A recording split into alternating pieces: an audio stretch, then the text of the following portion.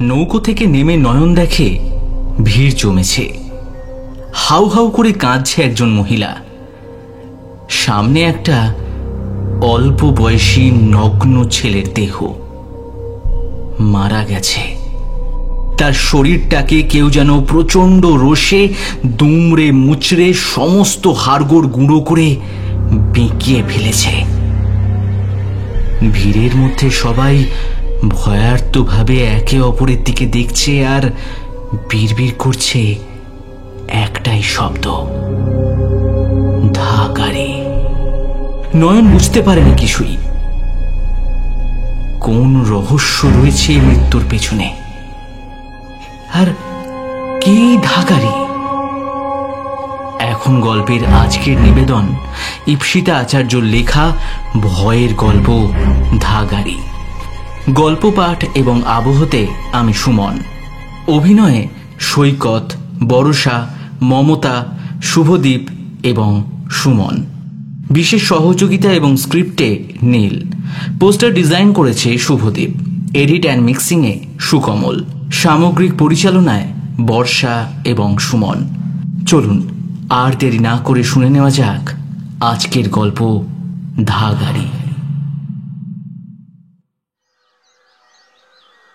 Balarampur high স্কুলে নতুন master হিসেবে এসেছে নয়ন। আগে তো অ্যাসিস্ট্যান্ট হেডমাস্টার মশাই আর শিক্ষা দিদিমণি মিলেই সব সাবজেক্ট পড়াতেন। এবার থেকে ইংরেজি, বাংলা, ইতিহাস আর ভূগোল পড়াবে নয়ন। বলরামপুর হাই স্কুলে সব ক্লাস মিলিয়ে পড়ে সর্বসাকুল্যে 100-2 মতো ছাত্রছাত্রী। সবাই প্রায় চাষি বা দিনমজুরদের ছেলে মেয়ে। স্কুলে আসে শুধুই মিড ডে মিলের লোভে। বলরামপুর পুরুলিয়ার একটি প্রত্যন্ত গ্রাম্য অঞ্চল, যেখানে ভালো নিকাশি ব্যবস্থা পর্যন্ত নেই। এখানে সন্ধে 7টা অবধি টিম টিম করে আলো জ্বলে কোনো মতে। তারপরই নেমে আসে আগ্রাসী অন্ধকার, লো ভোল্টেজ। বছর বছর রাস্তার কিছু আলোর ব্যবস্থা হয় ঠিকই, তবে তা এতই নিম্নমানের যে বেশি দিন টেকে না। তাই এখানকার মানুষ সন্ধে 7টার মধ্যে বাড়ির বাইরে আর সেরকম থাকে না। আর সত্যি বলতে এখানকার বাচ্চাদের কাছে পড়াশোনাটা বাহুল্যতা। ক্লাস 8 অবধি পাশ ফেল নেই বলে একবেলা ভরপেট খাওয়ার জন্য পড়ে। তারপর নবম শ্রেণী থেকে ছাত্রের সংখ্যা কমতে কমতে স্কুলে আর একাদশ দ্বাদশ শ্রেণীতে কোনো ছাত্রছাত্রী নেই। 8-এর পরেই লেগে পড়ে মাঠে ঘাটে। 1-2জন ব্যতিক্রমী হলেও তারা গ্রাম ছেড়ে পাড়ি দেয় শহরে। তাই এই গ্রামও অগ্রগতির মুখ দেখেনি। এসব প্রথম দিনেই বুঝেছিল নয়ন। এই স্কুলে কেউ আসতে চায় না, যত মোটা মাইনেই হোক না কেন। পরিবার নিয়ে তো নয়ই, এত অসুবিধের মধ্যে কেই বা থাকতে চায়। নয়নের অবশ্য সেই সব ঝামেলা নেই। ছোটবেলা থেকেই বাবা মা নেই, অনাথ আশ্রমেই মানুষ। তাই পারিবারিক কোনো পিছুটান তার নেই। তবে পড়াশোনা করার পাশাপাশি সে যদি আরো কিছু ভালোবাসে, সেটা হচ্ছে শিশু। কোলের, স্কুলের, বাড়ির, রাস্তার সব রকম শিক্ষকতার পেশার প্রতি ভালোবাসাটা বোধহয় সেখান থেকেই এসেছে। যাই হোক, প্রথম দিন হেডমাস্টার মশাই মাধব স্যারের সঙ্গে ঘুরে ফিরে আলাপচারিতার পর্বটা ঝালিয়ে নেয় সে। এরপর অ্যাসিস্ট্যান্ট হেডমাস্টার মশাই দেবেশবাবু ওকে নিয়ে যান ওর কোয়ার্টারে। তারপর বলেন, দেখো ভাইয়া, পুরনো হলেও নিজের হাতে তোমার বাসাখানা গুছিয়ে দিয়েছি। চারপাশে দেখো, সব সাফসুতরোই করে রেখেছি। নুড়ি তোমার বাসা থেকে একটু দূরে থাকে বটে, তবে সকাল বিকেল ওই এসে তোমার রান্নাটা করে দিয়ে যাবে। আর হ্যাঁ, মনোহরও থাকবে এখানে। ও হাতে হাতে তোমার বাড়ির সব কাজকর্ম সামলে দেবে। কেমন? একটু আমতা আমতা করে নয়ন বলল, কিন্তু স্যার বলছি কি, মানে আমার এত কাজের লোক লাগবে না। ছোট থেকেই আমি নিজের কাজ নিজেই করি, আমার অভ্যেস আছে। আর আপনি ওসব নিয়ে ভাববেন না এত। উত্তরে দেবেশবাবু মুচকি হেসে বললেন, জসমিন দেশে যদাচার, বুঝো তো? আরে এখানকার লোকেরা তো শহরে না গেলে কোনো কাজকর্মই পায় না। তাই তো এখানে স্বল্প মূল্যে রাজার মতো হারাম রাখার সুবিধা আছে। আরামের আরামও হবে, আবার অন্যদিকে সমাজ সেবাও। কি বুঝলে তো?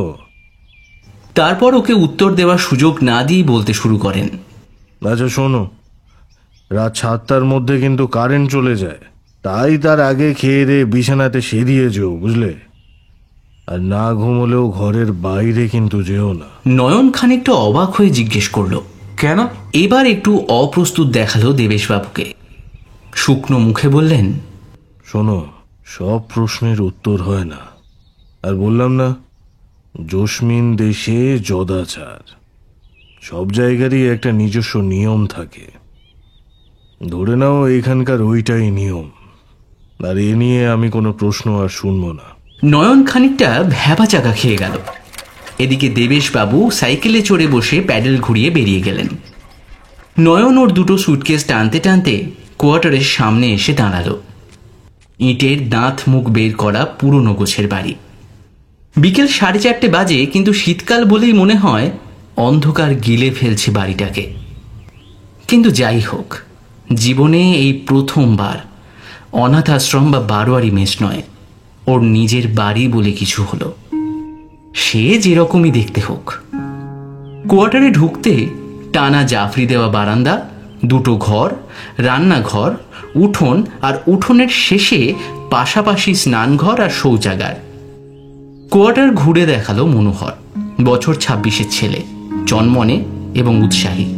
বাড়ি দেখিয়ে জানালো, দাদা ভাই, বলছিলাম ঘর দুয়ার সব গুছিয়ে রেখেছি, এদিকে ইঁদুর আরশোলাও সব সাফ করে দিয়েছি। তো এখন তো শীতকাল, তাই সাপের ভয় টয় নেই, কিন্তু হ্যাঁ, মশা কিন্তু তুলে নিয়ে যেতে পারে, তাই শোবার ঘরে ওই মশার ধূপটা রেখে দিয়েছি। আর কি যেন, হ্যাঁ, নুড়িদি রান্না করে দিয়ে যাবে। তা আর কিছু লাগবে নাকি? নয়ন হাসি মুখে বলল, না ভাই, এবার তুমি বাড়ি যাও, অনেক ধন্যবাদ তোমায়। হেসে মনোহর ঘর থেকে বেরিয়েই যাচ্ছিল। হঠাৎ কি মনে হতে পিছন ফিরে চোখ নামিয়ে বলল, বলছিলাম দাদা ভাই, রাতে কিন্তু ঘরের বাইরে একদম যাবেন না। ডাক পেলে বা কান্না শুনলে তো কোনোভাবেই না। যদি আমি কখনো কোনো দরকারে আসি, তবে তবে ঠক ঠক করে 4বার দরজায় শব্দ করলে তবেই দরজা খুলবেন। আর আর নিজের ব্যবহারের জিনিস কিছু কিছু বাইরে রাখবেন না। আর হ্যাঁ, আর একটা কথা বলছিলাম, আপনার ঘরের ওই খাটের পায়ের দিকের যে জানলাটা, হ্যাঁ হ্যাঁ, ওই জানলাটা, ওই আম গাছ যেটার সামনে আছে, ওটা না খুলবেন না ভুলেও। হ্যাঁ, চলি বলেই তরবর করে দৌড় দিল। নয়নের কেমন অদ্ভুত লাগছে সবকিছু। ও গুটি গুটি পায়ে রান্নাঘরে গেল। গিয়ে দেখল বাসনের তাক আর একটা বার্নারের গ্যাস রয়েছে, স্টিলের কলসি ভরা জলও রয়েছে। সে তাড়াতাড়ি একটা গ্লাসে জল গড়িয়ে সবে চুমুক দিতে যাবে, তখনই আচমকা শুনল, বাবু। ডাকের আকস্মিকতায় হাতের গ্লাসটা পড়ে গেল। পেছনে ঘুরে দেখল কুচকুচে কালো একহারা চেহারার সাদায় ছাপা শাড়ি পরা একজন। গায়ের রং রাত্তিরের মতো, খালি চোখগুলো থক থক করে জ্বলছে যেন। ঠান্ডা গলায় বললেন, আমি নুরি, রান্না করব। বলেই কাজে লেগে পড়ল। তখনও স্টিলের গ্লাসটা মেঝেয় ঠং ঠং আওয়াজ তুলছে। বলতে নেই, কিন্তু নয়নের মনে হলো মহিলার গলার আওয়াজ আর ওই স্টিলের ঠং ঠঙানি একই রকমের ঠান্ডা। নিজেই নিজেকে ধমকে দিল পর মুহূর্তে। রান্নাঘর ছেড়ে ও বিছানা পাতা ঘরটায় গেল। একটা টান টান করে গোছানো খাট, কাঠের চেয়ার টেবিল, বইয়ের তাক, দেওয়াল আলমারি, আর দোরগোড়ায় একটা পাপোশ। অল্পের মধ্যেই সাজানো ঘর। বিছানায় কিছুক্ষণ গড়িয়ে নিল নয়ন। চোখটা বোধহয় লেগেই এসেছিল। ঘড়িতে দেখল 6:30 বাজে। নিজের বাক্স খুলে পায়জামা পাঞ্জাবি বের করে শার্টটা খুলেছে সবে, আবার চমক। দেখল নুরি নিঃশব্দে দরজার কাছে দাঁড়িয়ে রয়েছে, লোলুপ দৃষ্টিতে ওর দিকে তাকিয়ে দেখছে। ও খানিকটা ধমকে উঠল। কি ব্যাপার? কি দেখছো ওরকম করে দাঁড়িয়ে? কিছু বলবে? কাজ শেষ, আজ আসি। ঠিক আছে। রাতে দেশি মোরগের ঝোল আর জিরে ফোড়ন দেওয়া সরু চালের ভাত খেয়ে বুঝল মহিলার রান্নার হাত অসাধারণ। খাবারের কামাল নাকি পথ চলার ক্লান্তি সেটা সে জানে না, কিন্তু সেদিন সত্যি 7টার মধ্যেই শুয়ে ঘুমিয়ে পড়ল।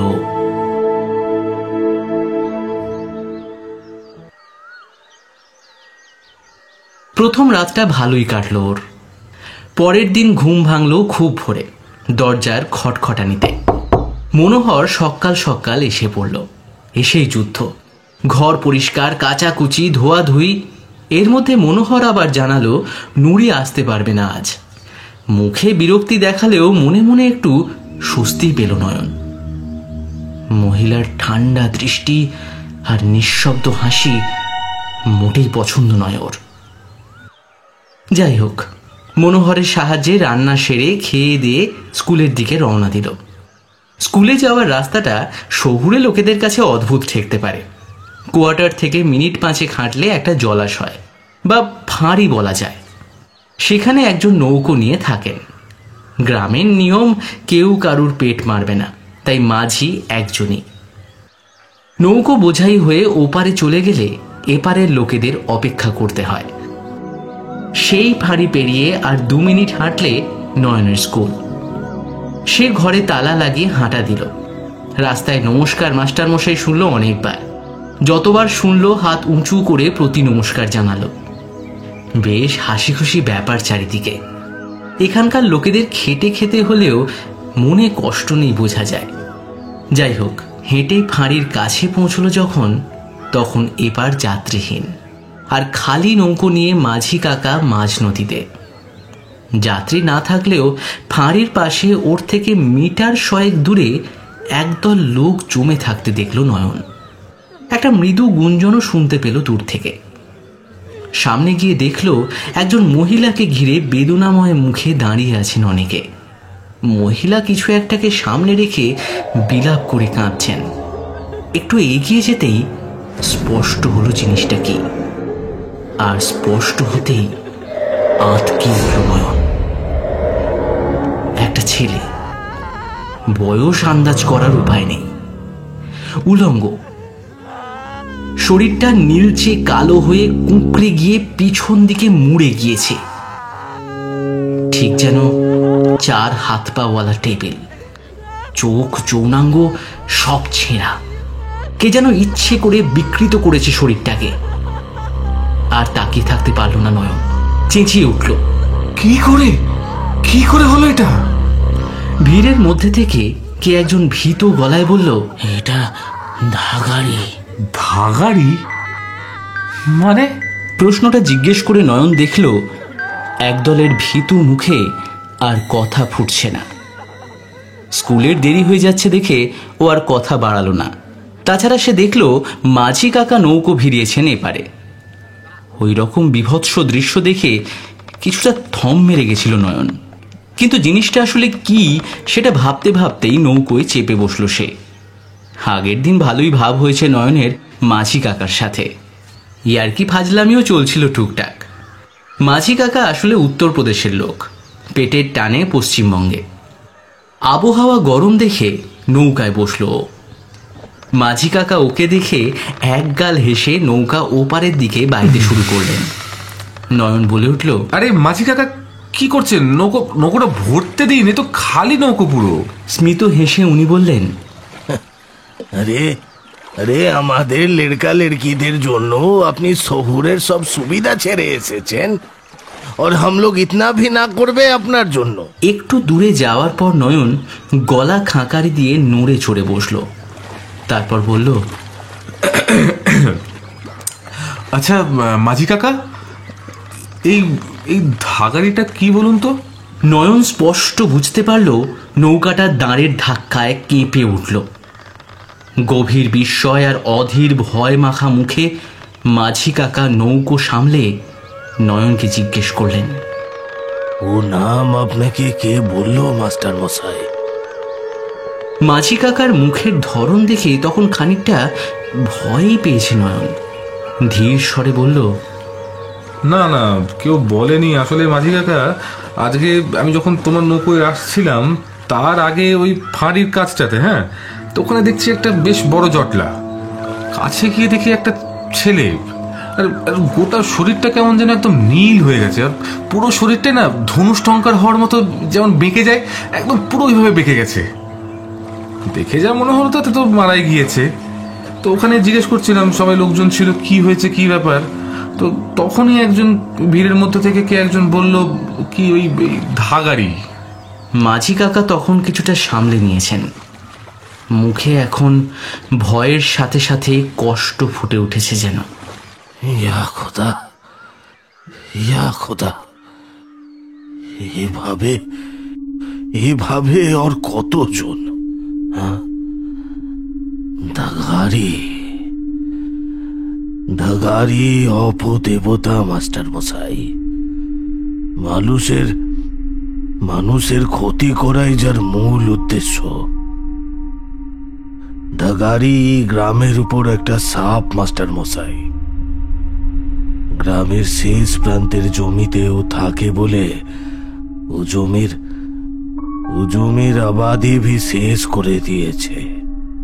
ধাগা, সুতো, কাপড় ওর কমজোরি আছে, আর সেটা না পেলেই ও মানুষকে ধরে। কথাটা শেষ করতে পারল না মাঝি কাকা। নয়নের হাসির দমকে কেঁপে উঠল ছোট্ট নৌকাটা। হাসতে হাসতে ফুলে ফুলে উঠছে নয়নের শরীর। কথা বলতে পারছে না ও। প্রথমে অসহায়তা, তারপর ক্ষোভ ফুটে উঠল মাঝি কাকার মুখে। বললেন, হাসবেন না মাস্টার মশাই। আচ্ছা ঠিক আছে, হাসছি না, বলো বলো। ये बड़ा भयंकर चीज है। আপনি যা শিখাবেন বাচ্চারা তাই শিখবে। তাদেরকে এর থেকে ভয় পেতে শেখান মাস্টার মশাই, ভয় পেতে শেখান। আল্লাহ না করুক আপনি এর সামনে কোনোদিন পড়েন, লেকিন যদি পড়েন মন দিয়ে শুনুন মাস্টার মশাই। সে গাছ থেকে নেমে আসে বলরামপুরের শেষ বাঁজা ক্ষেত। তার মধ্যে বহুত পুরানা একটা বট গাছ। মাস্টার মশাই, কেউ যায় না ওখানে, কেউ না। अगर ভুল করে কেউ চলে গেল তো দৌড় লাগাবেন। আপনি জানের দায়ে দৌড়বেন মাস্টার মশাই। আর সাথে যেই কাপড়াটা পরে থাকবেন তার থেকে সুতো ছিঁড়ে ছিঁড়ে পেছনে ফেলবেন। উমাগি একমাত্র কাপড়া পেলে থামে।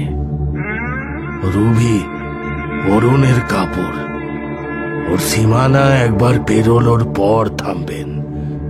আর খবরদার পিছনে ফিরে দেখবেন না মাস্টার মশাই। ওর সীমানা পেরিয়েও কিন্তু রক্ষা নেই। ও সীমানা পেরিয়ে আগে আপনার গায়ের জামাটা খুলে উল্টো করে পড়বেন, পেশাব করবেন। পেশাব করে নিজের চারদিকে একটা গন্ডি কেটে নিবেন। লেকিন এটা করার সময় পিছন ফেরা কিন্তু চলবে না। আর খবরদার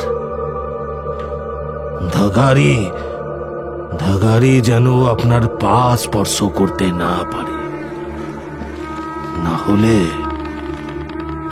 আর শোনা হলো না। এসে গেছে ফাঁড়ির আর এক পার। মাঝি কাকার ভয় পাওয়া মুখ দেখে গ্রাম্য বৃদ্ধের বিশ্বাসে নাড়া দিতে ইচ্ছে হলো না নয়নের। শুধু যাওয়ার আগে ছোট্ট করে ইয়ার্কি করে গেল, আচ্ছা কাকা, যে গাছ থেকে নামবে সে তো ওপর দিকের লোক, তাই তো? তাহলে পা ছবে কি করে? এলাম গো বলেই উল্টো মুখে হাঁটা দিল। ইয়ার্কিটা করলেও ওর কানে বাজতে থাকলো মাঝি কাকার কথাগুলো। আপনি যা শিখাবেন বাচ্চারা তাই শিখবে। ও কোনো মতেই এই বাচ্চাদের কুসংস্কারাচ্ছন্ন হতে দেবে না। সেটা হওয়াতে গেলে ওকে নিজেকে খতিয়ে দেখতে হবে ব্যাপারটা। তার জন্য ওকে অপেক্ষা করতে হবে। নিশ্ছিদ্র অপেক্ষা। এখানকার মানুষের বিশ্বাস টলানো খুব কঠিন। এরা ওকেও ওই অন্ধকূপে ফেলার চেষ্টা করবে, সত্যের মুখোমুখি হতে দেবে না। তাই ওকে এই কাজ খুব সতর্কতা আর সাবধানতার সাথে করতে হবে। সারাটা সপ্তাহ স্কুল গেল। বাচ্চারা গোড়ার দিকে নিরাসক্ত হলেও আস্তে আস্তে নতুন মাস্টার মশাইয়ের পড়ানোর নিত্য নতুন কায়দার ভক্ত হয়ে উঠল। মনোহরের সঙ্গে ভালোই বন্ধুত্ব হয়ে গেছিল। মাঝি কাকা ওর প্রিয় সঙ্গী হয়ে উঠল। আসলে ও সারা জীবন পরিবার খুঁজে বেরিয়েছে, সেটা যেন এই বলরামপুরে এসে পাচ্ছে।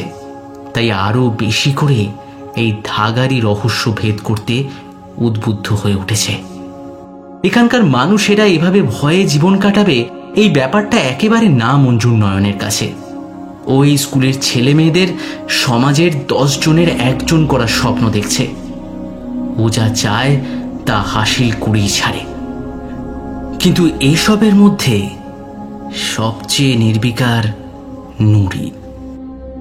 রোজ আসে একটা নৈঃশব্দের মতো, অন্ধকারের মতো নিস্তব্ধ চলাফেরা, ঝড়ের গতিতে কাজ করে, আর অদ্ভুত চোখের দৃষ্টি। মাঝে মাঝে হাসে, নয়নের গায়ে গায়ে ঘোরাঘুরিও করে, আর ক্ষণে ক্ষণে একই প্রশ্ন, বাবু একটু চা করে দি, খান। তাটা চলবে তো চায়ের সঙ্গে? সহ্য হয় না নয়নের। আর সবচেয়ে আশ্চর্য ব্যাপার, ও কখনো অন্য মানুষের সামনে আসে না। এই তো সেদিন নয়নের এক ছাত্র রণজয় কোয়ার্টারের সামনে দিয়ে যাচ্ছিল। এই কথা সে কথা বলতে বলতেই ধাগারির কথা উঠল। রণজয় জানালো গ্রামে 2টো গরু, একটা কুকুর আর একটা বাচ্চাকে আবার ওই রকম তোমরানো নীল অবস্থায় পাওয়া গিয়েছে এই কয়েকদিনের মধ্যেই। নয়ন কৌতূহলে ফেটে পড়তে চাইছিল, আরো তথ্য চাইছিল এই ব্যাপারটাতে। তাই ছাত্রের ওপর মোক্ষম অস্ত্র ব্যবহার করল। নয়ন মাঝে মাঝে মূল শহরে যায় বাজার করতে, এই কথা প্রায় সবাই জানে। তাই নিত্য নতুন মজার জিনিস যে ভাঁড়ারে থাকবে ওর, সেটা সব বাচ্চারাই জানে। তাই রণজয়কে চকলেটের লোভ দেখিয়ে সামনের বারান্দায় বসালো নয়ন। ও যখন গেটের কাছে, তখন সবে ভাত চড়াচ্ছে নুরি। খুব জোর 5 মিনিট। তারপর ছাত্রকে বসিয়ে নুরিকে চকলেটের কথা বলতে যাবে, তখনই দেখল রান্নাঘর ফাঁকা। রান্নাঘরে গিয়ে দেখল ভাত চড়েনি। আর কোথায় নুরি? নয়ন রান্না বান্না ভালোই পারে, তাই কিছুক্ষণ অপেক্ষা করে সে রান্না করতে লেগে গেল। রণজয়কে চকলেটটা দিল। তার শুধু কিছু প্রশ্নের উত্তর জানা বাকি ছিল। মনের কোনায় কোনায় একটা খোঁচা রয়ে গেছে।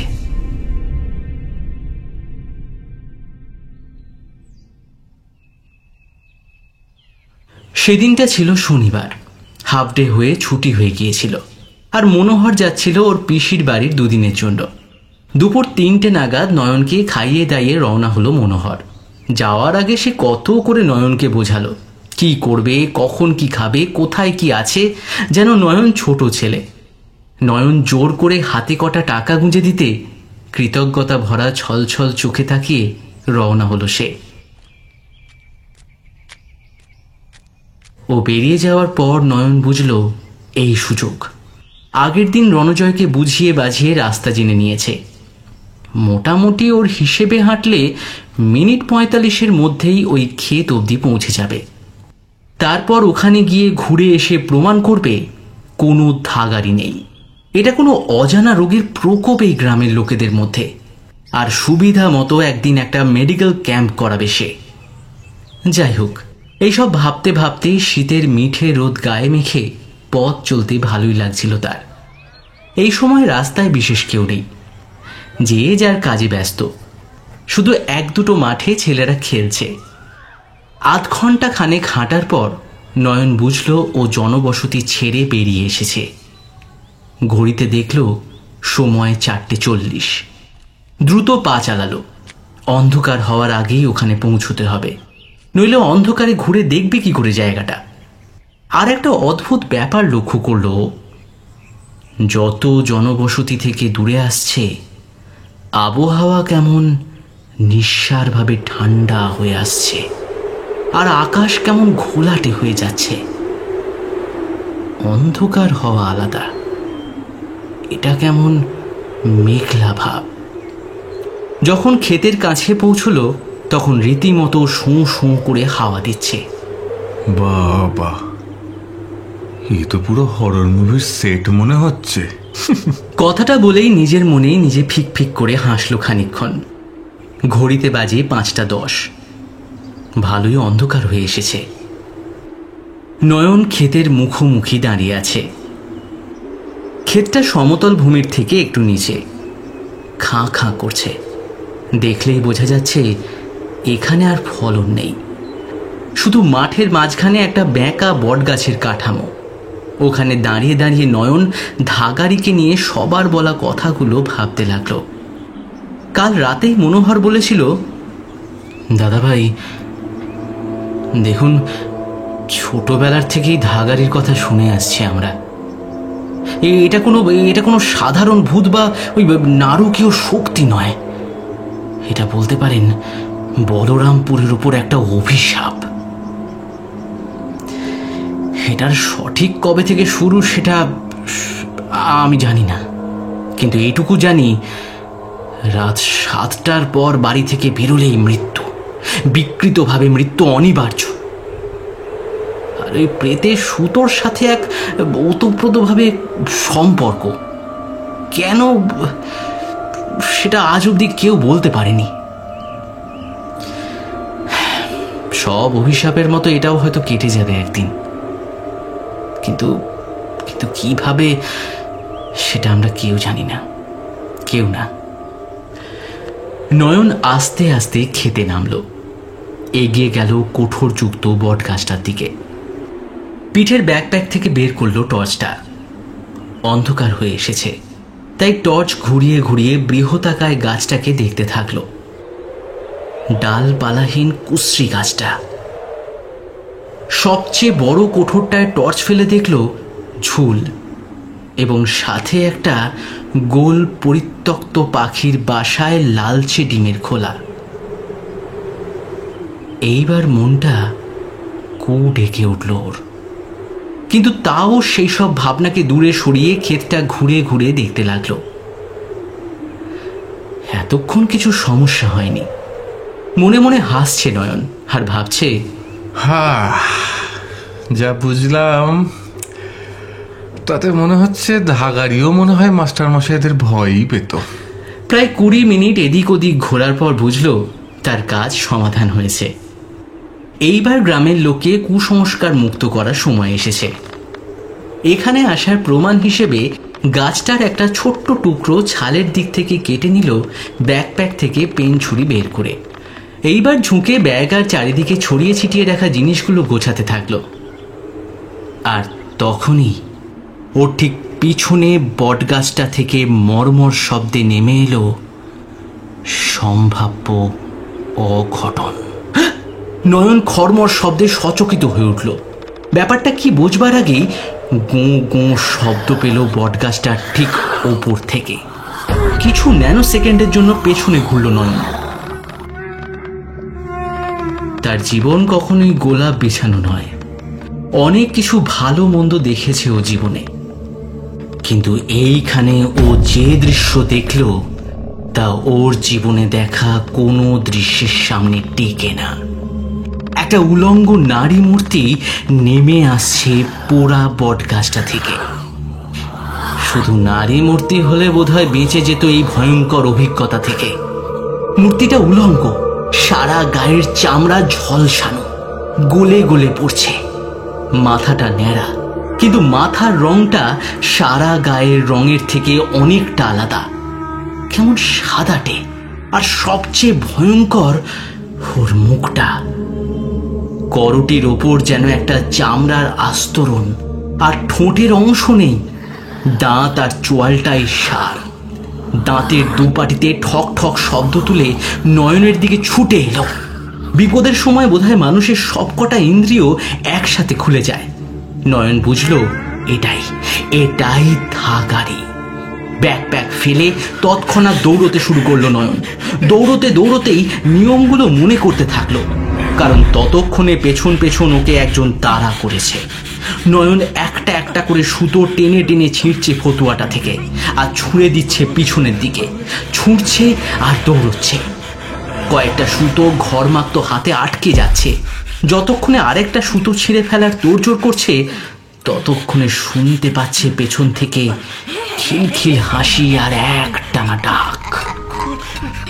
ছিলল কাপড়, মারল থাপড়, করলো জুয়াচুরি। ছিড়ছিস কেন? দে না রে, একটা গোটা কাপড় পরি, দে না রে, দে না রে। গলাটা ঠিক যান্ত্রিকও নয়, মানবিকও নয়।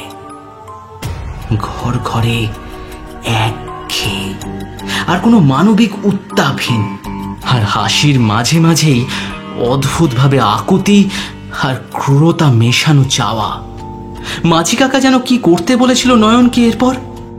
হ্যাঁ হ্যাঁ, জামাটা উল্টো করে পরে এক জায়গায় দাঁড়িয়ে প্রস্রাব করে জুতো ফেলে বাড়ি মুখো দৌড়তে হবে। হ্যাঁ, তাহলেই মুক্তি। কিন্তু এটাও বলেছিল যে জামা খোলার সময় কোনোভাবেই যেন ধাগারি ওর পা স্পর্শ করতে না পারে।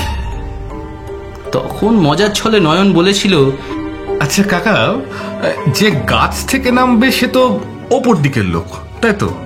তাহলে পা ছবে কি করে? মাঝি কাকা আর কিছু না বললেও নয়ন এখন বুঝতে পারছে ওর ওই সতর্ক বার্তার কারণ। হাসি ছড়া সবটাই আসছে মাটির কাছ থেকে, মানে নয়নের পেছনে নিজ দিক থেকে। থাকারি চারপে, এটা কেমন জীব? নয়ন দৌড়তে দৌড়তে ফতুয়াটা খোলার চেষ্টা করতে থাকলো, আর তখনই ঘটলো অঘটন। পায়ে পা জড়িয়ে পড়ে গেল, আর তখনই স্পষ্ট অনুভব করতে পারলো ঠান্ডা নিঃশ্বাস আর কোনো এক তরলের গড়িয়ে পড়া ওর পিঠের কাছ থেকে।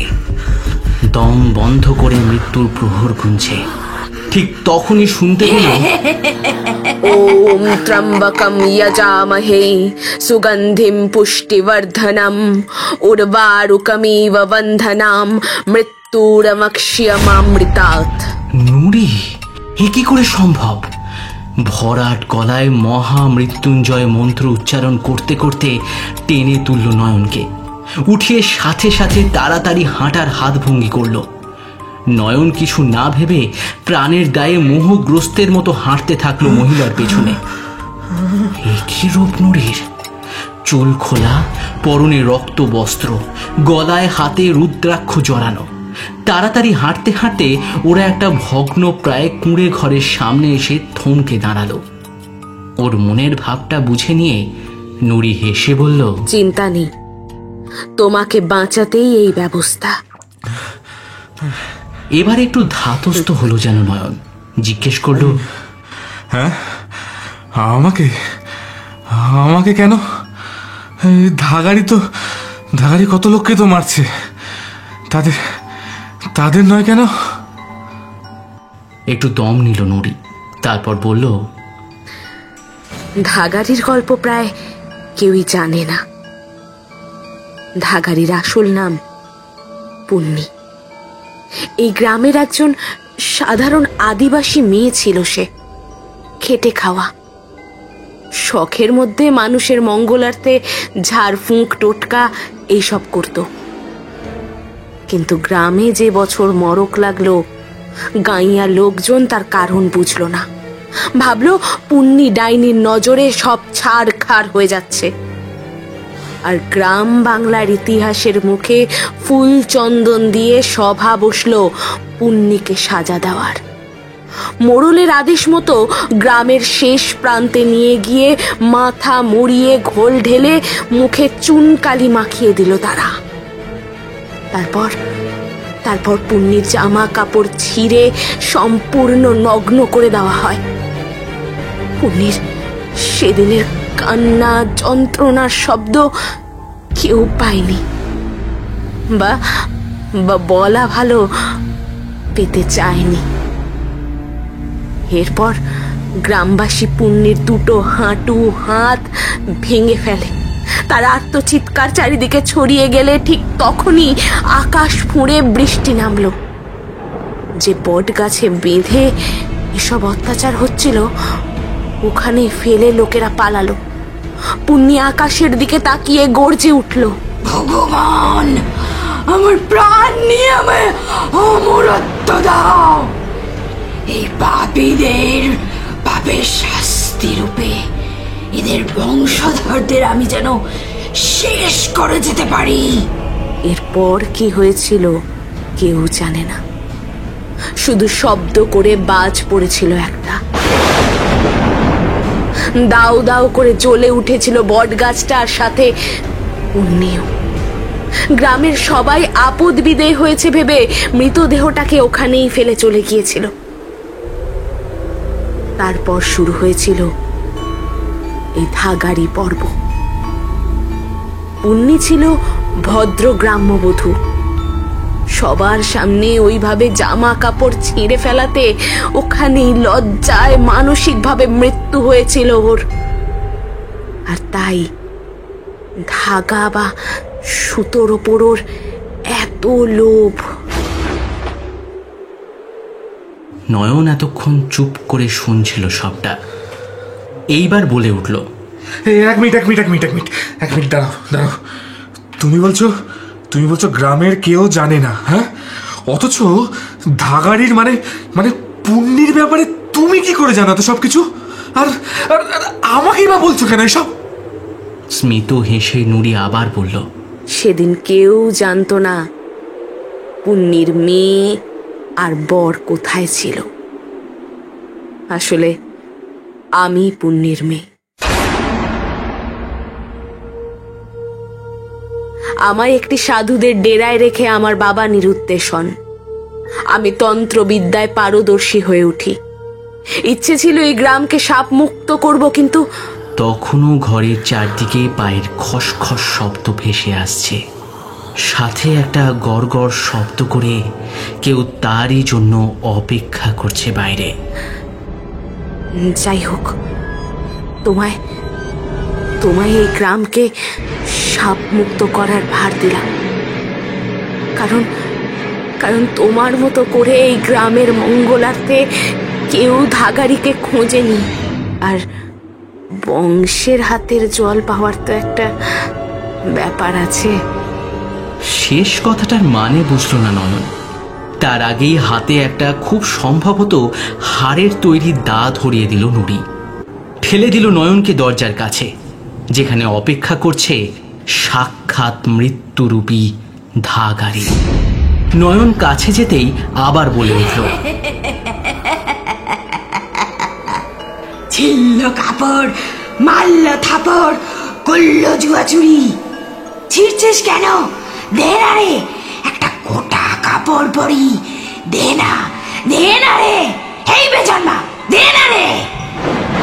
শেষ কথাটা শুনে মাথায় রক্ত চড়ে গেল ওর। নয়ন ছুটে গেল গাছটার দিকে।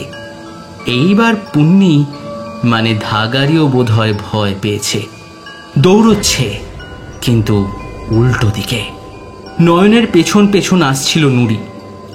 গাছটায় কোপ বসানোর আগেই ওকে একটা ঘটি ধরিয়ে দিয়ে বলল, মৃত্যু বা পরম সদ্গতির আগে সবাই নিজের লোকের হাতের থেকে জল চায়।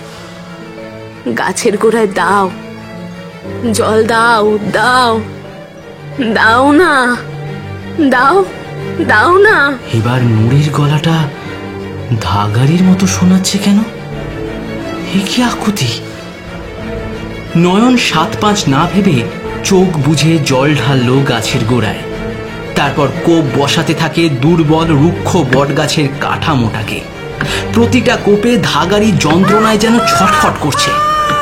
কয়েকটা কোপেই শুকনো মরা বটগাছটা মরমর করে ভেঙে পড়ল। ওকে, ধাগারি জ্বলছে একটু দূরে দাঁড়িয়ে। কই ধাগারি? এ তো একজন গ্রাম্য বধূ, কাঁদছে আর জ্বলছে আর বলছে, না না, কাপড় ছেড়ে না, কাপড় ছেড়ে না, ছেড়ে দাও, ছেড়ে দাও আমায়, ছেড়ে দাও আমায়।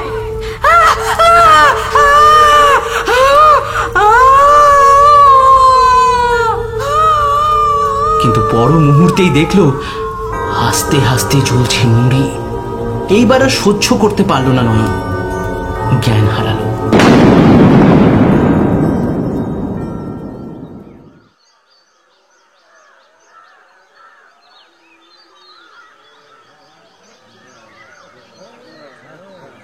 চোখ খুলেই দেখলো ওর চারপাশে ভিড় করে দাঁড়িয়ে আছে অনেক লোক। মনোহর তাকে ধীরে ধীরে তুলল, ছল ছল চোখে বলল, একদিন ছেড়ে গেলাম বলে এরকম কাণ্ড ঘটালেন? কিছু হয়ে গেলে আপনার? কিন্তু কিন্তু দাদা ভাই, আপনি এক গাঁ অভাগা লোকেদের সাপ মুক্ত করলেন। মাঝি কাকা রীতিমতো নেচে নেচে বেড়াচ্ছেন আর বলছেন, সাধে বলি যে শিক্ষক আল্লাহর ফারিস্তা হয়, আল্লাহর ফারিস্তা হয়েই আমাদের আজ রক্ষা করলেন, আল্লাহর ফারিস্তা হয়েই রক্ষা করলেন আমাদের। নয়ন একটাই প্রশ্ন করল, হ্যাঁ, নুড়ি? এই নুড়ি কই? নুড়ি ঠিক আছে তো? কিন্তু এরপর যা হলো তার জন্য নয়ন প্রস্তুত ছিল না। মনোহর ভিড় ঠেলে একজন রোগাটে কালো গোছের নিরীহ দেখতে মহিলাকে সামনে নিয়ে এসে বলল, দাদা ভাই, নুড়িকে আপনি কিভাবে চিনলেন? রোজই বলতেন নুড়ি রেঁধেছে, কিন্তু কিন্তু এই তো নুড়ি। গত এক সপ্তাহ গ্রামেই ছিল না, আজ আমার সামনে ভোরের গাড়িতে ফিরল।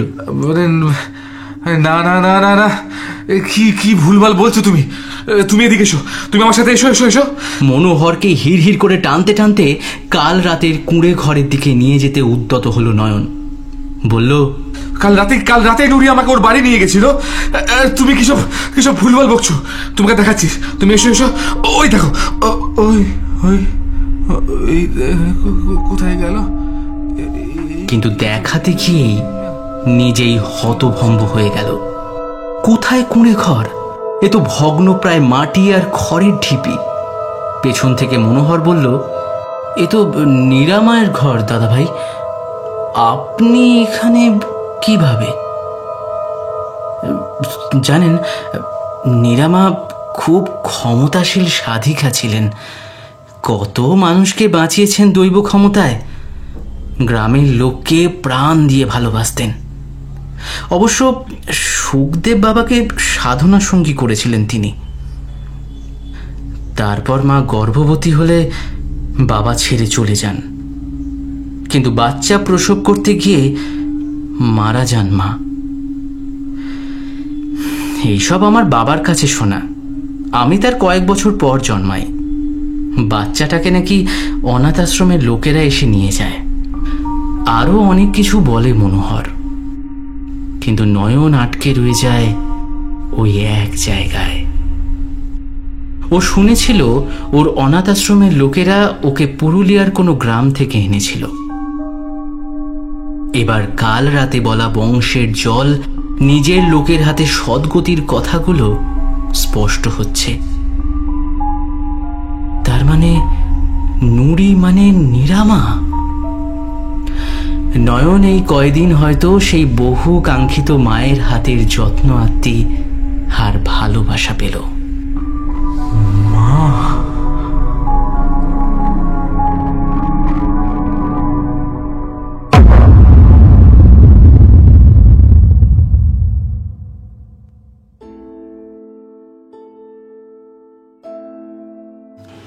গল্পটি আপনাদের কেমন লাগলো অবশ্যই কমেন্ট করে আমাদের জানাবেন। এই গল্পটিতে আমাদের সাথে ছিল আমাদের বন্ধু চ্যানেল পার্টনার্স রেনি টেলস এবং শুভদীপ ও স্টোরি টেলার মমতা। তাদের চ্যানেলের লিংক ডেসক্রিপশনে দেওয়া রইল। অবশ্যই তাদের চ্যানেল ভিজিট করে তাদেরও পাশে থাকবেন। অনেক ধন্যবাদ। আগামী দিনে আরও একটা দারুণ গল্প নিয়ে আমরা হাজির হচ্ছি। ভালো থাকবেন, সাথে রাখবেন এখন গল্প। শুভরাত্রি।